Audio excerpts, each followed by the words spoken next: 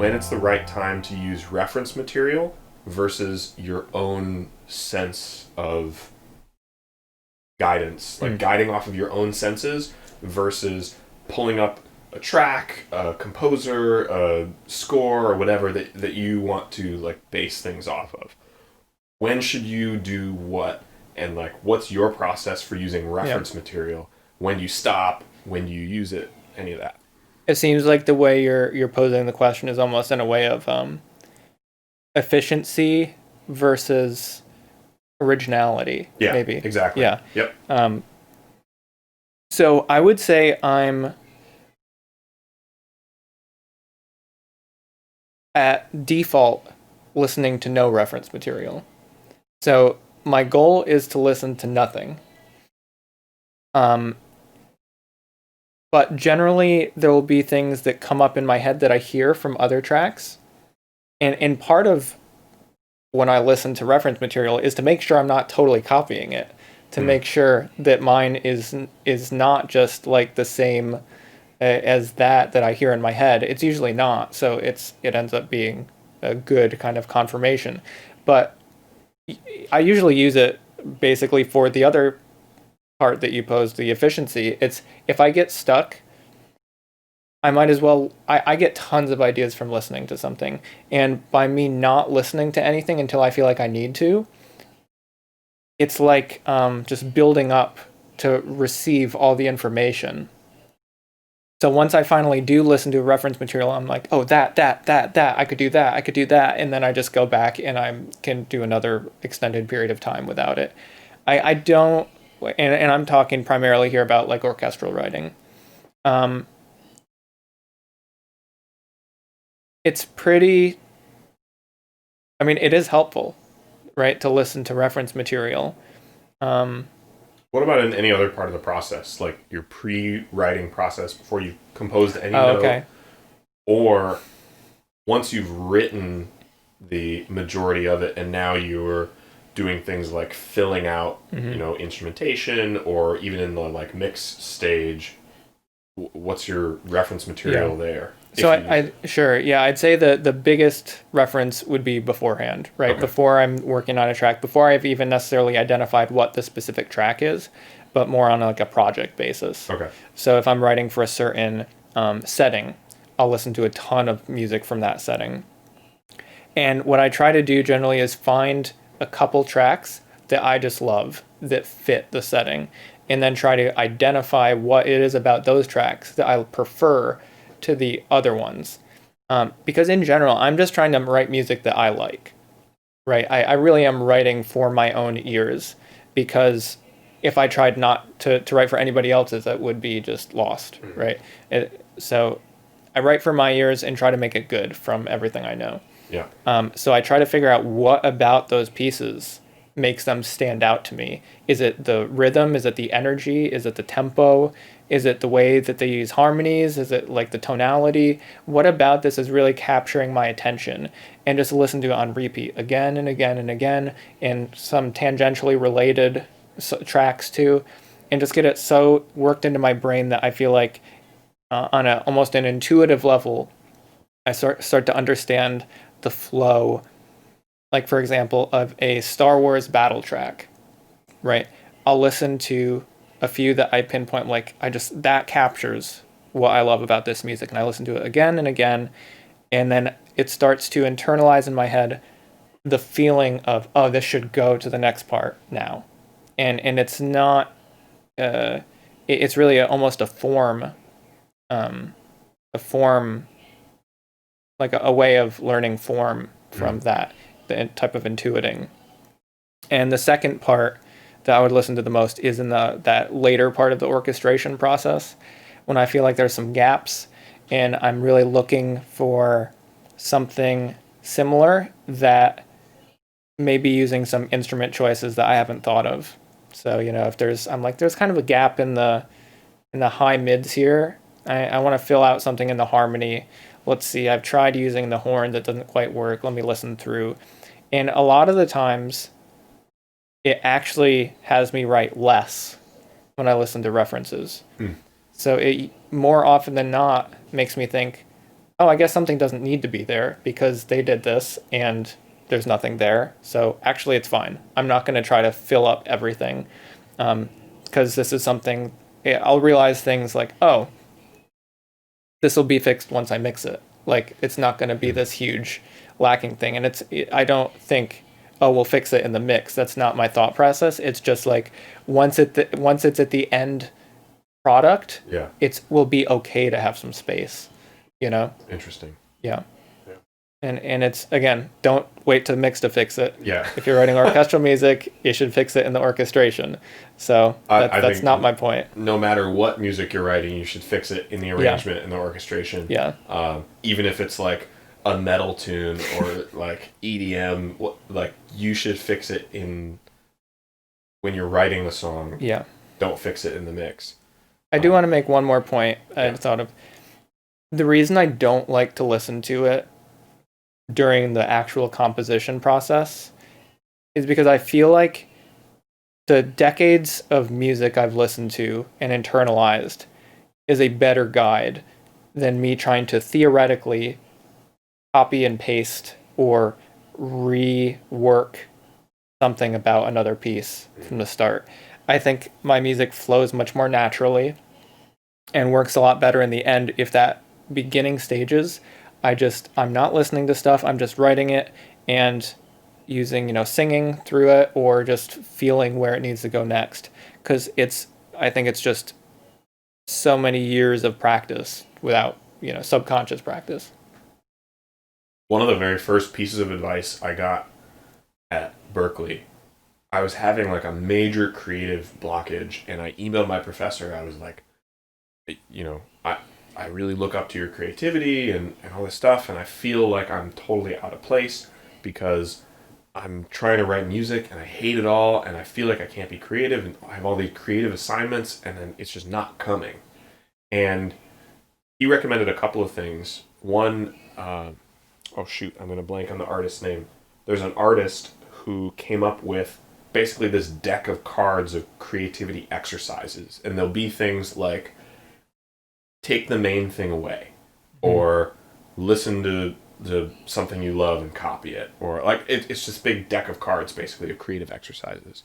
And he gave me a list of things like that. And one of them that stuck out to me was to do a sound-alike project for something you love. And so I picked the tune, I picked a really weird one. It was Where Bluebirds Fly by Radiohead. It's this like weird deep cut from them. It's very strange, but I learned a couple of cool techniques from it, like and we can talk about this another time, but like using a downsampling, like lo-fi type plugin on drums to manufacture artifacts that sound cool. You can get this like boing, boing, boing in your kick drum, and it's like this really cool anyway, all right, I'm getting off track. But the point of what I'm trying to say is one thing I got from him was okay to explore stuff that you like, to kindle your creativity and to get stuff out of it. And once I started doing that, I felt like my creativity flowed. So now part of my process is almost always, for every track that I'm working on, gathering reference material. Especially if it's for a client. I want to know, what do you listen to? Like, yes, you are asking me to create this song like this, but what do you like to listen to? Because if I create it exactly like what you want, and it sounds a little different, and it doesn't sound like stuff you're used to listening to, you're not going to like it even if it's good, because it's not what you're expecting. It's not what you're used to. So anyway, for client type work, reference material for me is key to getting the sound right in every stage. Pre-writing, writing, mixing, and anywhere in between. Yeah. For my own creative stuff, I think that I kind of bounce around. I like to, there's that phrase, all artists borrow, great artists steal. Yeah. And I think that's totally true. I like to find something I really like and steal the minimum viable amount. So like, I'll go to a track, I'll be stuck on something, or I'll want to put a part in a track, and I'll go to a reference track and just pick out like something very little. And it can be something like the tone of a guitar or the rhythm of a kick. Mm-hmm. And I will steal 2 beats of it.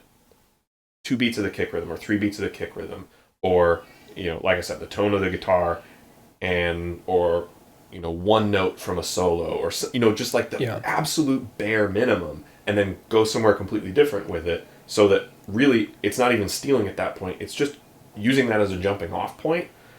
And then often I'll get something really cool from it, and whether I keep the original thing that I quote unquote stole or not doesn't even matter at that point, because I got some creativity out of it. Yeah. The one place where I would say to be really careful is mixing, because I think that there are a couple of things that happen. If most of the time you listen to music on your headphones and you're using your intuition for mixing, and you go to mix not in those same headphones, you're going to create a mix that on your speakers sounds like the mix you're used to hearing in your headphones, and then you'll go to listen to it in those headphones and it won't be the same, it'll be exaggerated. Yeah. So like if your headphones have a bump at 2K, you're going to mix where you're used to hearing that bump at 2K, all your mixes are going to have that bump at 2K because you're used to hearing it. And then you go put it in your headphones and it's like exaggerated, and you're like, wait, how did I not hear that? What's going on? You go back to your speakers and you won't hear it because you're not used to listening on your speakers. Yeah. You have to listen in your listening environment to enough reference material that your intuition gets tuned. Now that's a double-edged sword, because you also don't want to mix specifically to reference material, because then you can get caught off track, and you might have good intuitions about your music because it's different than someone else's music, and you're going to hear things, and when you're trying to reference mix off of something, you can confuse yourself, you can go down rabbit holes that mess up your mix in a way that feels unrecoverable.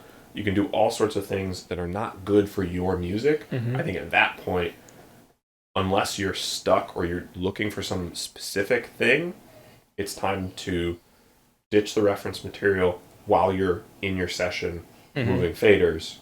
Or if you're going to go back to reference material, like close your session, don't move the faders anymore. Otherwise, you're playing a dangerous game. If you really know what you're doing, then like do your thing. I don't know why you're taking my advice, but yeah, that's the funny thing. It's like whenever people get to a certain level, it's almost like all the advice is thrown out, and just you know what you're doing. You're good. Whatever. So no, totally. That would be my advice for like, entry level to intermediate mixing stuff. Like basically from where I started to where I am now, that's my advice. If you're above my level, like, I don't know, please give me advice. That's what I want. Yeah, totally.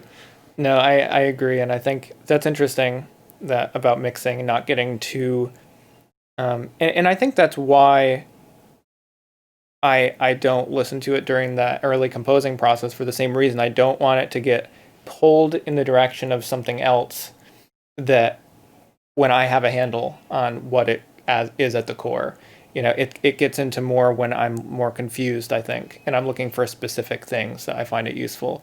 But it did bring up the idea, something you said, of I don't just have music as reference material. I use art, like physical art, constantly. Yeah. I use that. If you watch my live composing streams, I pull it up every 15 minutes and just look at it, and that gives me all the information I need to know usually. Like it's interesting because I use that all the time in a way I think people do for audio references.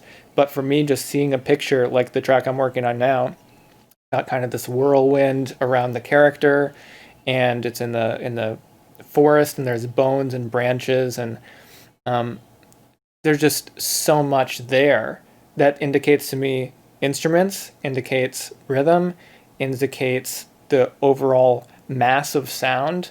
I get so much from that, and I try to stay true to the picture. Mm-hmm. So if I'm trying to answer a question I have musically, I first look back to the source material, which is the art, and that gets around the kind of the problems of trying not to like borrow things I don't want to borrow, or kind of mesh what I've done with somebody else's, because it's in two different mediums. It doesn't allow for that to happen. There's no way I can, if I straight up copy the art in my music, then I did a good job.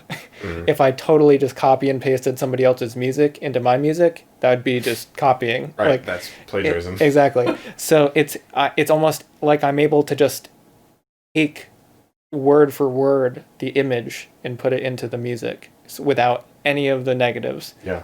So I find that supremely helpful, and that, I mean, honestly, that's how I write everything. Yeah. I think once I started doing that, my music got significantly better. Yeah. Like, I'm thinking back to a time I started doing that at some point late in college, and right around that time, my music got so much better, and it was when I started working off of visuals, whether it was, game scenes, or art, or film clips. It just gave me so much material to work with. Yeah. Yeah. Cool. Cool.